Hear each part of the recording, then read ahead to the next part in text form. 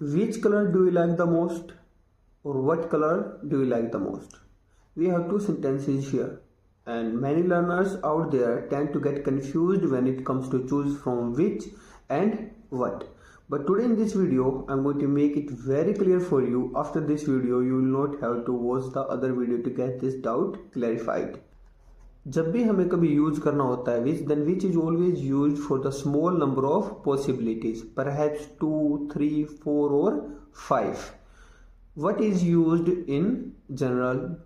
विच को जब भी यूज करें तो आपके पास होने चाहिए स्पेसिफाइड या लिमिटेड पॉसिबिलिटीज. जैसे एक सिचुएशन को अज्यूम करें, आप और आपका फ्रेंड किसी इंस्टीट्यूट पे पढ़ते हैं and when you go down stairs in the parking area, आप पाते हैं कि वहां पे काफी सारी बाइक्स हैं, वो पार्क्ड हैं.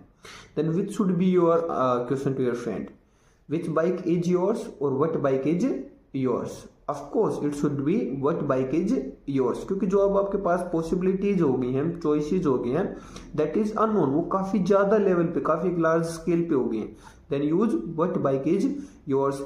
अब एक दूसरी सिचुएशन देखिए कि आप नीचे जाते हैं और आप पाते हैं कि वहां पे पार्किंग एरिया में 2 से 5 बाइक्स जो हैं वो पार्क्ड हैं. Then your question should be which bike is yours, because the number is specific and limited to you now.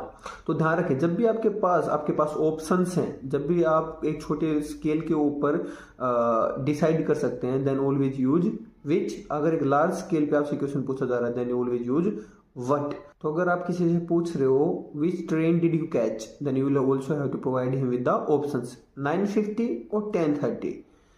But if you need to ask someone a question at the large scale, then you would ask what sort of music do you like. Now you are asking someone at the large scale.